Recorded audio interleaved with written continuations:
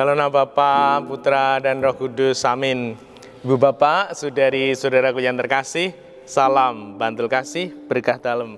Kembali kita berjumpa dalam Renungan Harian, Jumat 7 Agustus 2020. Kita akan mengambil dari Injil Matius bab 16, ayat 24 sampai 28. Sekali peristiwa Yesus bersabda kepada murid-muridnya, "Setiap orang yang mau mengikuti aku, harus menyangkal diri, memikul salibnya, dan mengikuti aku. Karena barang siapa mau menyelamatkan nyawanya akan kehilangan nyawanya. Tetapi barang siapa kehilangan nyawanya karena aku, ia akan memperolehnya. Apa gunanya bagi seseorang jika ia memperoleh seluruh dunia, tetapi kehilangan nyawanya? Sebab anak manusia akan datang dalam kemuliaan Bapanya, diiringi malaikat-malaikatnya. Pada waktu itu, ia akan membalas setiap orang setimpal dengan perbuatannya. Aku berkata kepadamu, sungguh, di antara orang yang hadir di sini ada yang tidak akan mati sebelum mereka melihat Anak Manusia datang sebagai Raja dalam kerajaannya." Demikianlah Injil Tuhan. Terpujilah Kristus. Bapak, saudari-saudaraku yang terkasih, waktu di seminari tinggi, saya punya adik kelas, adik angkatan gitu ya. Namun lebih tua. Adik angkatan namun lebih tua. Dia frater namun lebih tua. Karena apa? Karena dia sebelum masuk frater ini sudah lulus sarjana, lalu kemudian bekerja di sebuah instansi. Bahkan orang mengatakan sudah mapan. Nah, lalu baru memilih untuk menanggapi panggilan menjadi frater calon imam.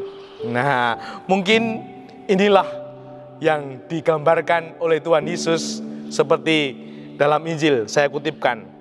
Setiap orang yang mau mengikuti aku harus menyangkal diri, memikul salibnya, dan mengikuti aku. Sudah mapan, sudah baik hidupnya, itu semua ditinggalkan. Inilah gambaran orang yang menyangkal diri, lalu kemudian memikul salib untuk menjadi seorang frater calon imam. Nah, begitu pula ketika kita mengikuti Tuhan Yesus untuk menjadi seorang imam, seperti sungguh dikatakan dalam Injil bahwa diminta untuk menyangkal diri, untuk memanggul salib.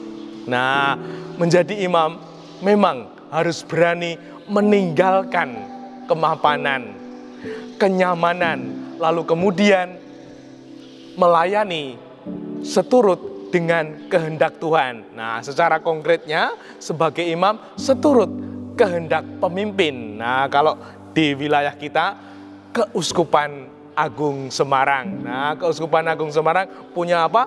Rikas, rancangan induk keuskupan. Nah, ini menjadi visi kita, bukan visi pribadi, bukan lagi selera minat pribadi yang dijalani, namun sungguh visi keuskupan. Nah, begitu pula turun ke dalam tim kerja, ke dalam umat kita semua dalam melayani di gereja, melayani sesama, terutama menggereja, kita tidak menjalankan selera minat pribadi, namun sungguh selera Tuhan kita Yesus Kristus. Maka diperlukan semangat yang harus tumbuh. Yang pertama, yaitu kerendahan hati, humble, untuk menjalani selera Tuhan, untuk menjalani visi keuskupan. Dan yang kedua, ketaatan. Nah, apakah aku ini mudah taat atau punya kesulitan untuk taat menjalankan apa yang sudah menjadi kesepakatan keuskupan? Lalu yang ketiga, tanggung jawab dengan apa yang menjadi tugas pokok kita.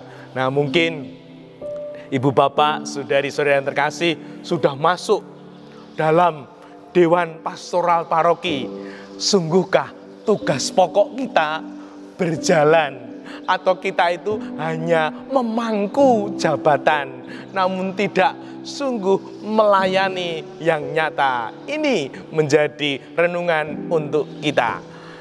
Semoga kita bertumbuh dalam kehendak-Nya. Dimuliakanlah Tuhan kini dan sepanjang masa. Salam Bantul Kasih, berkah dalam. Dalam nama Bapa, Putra, dan Roh Kudus. Amin.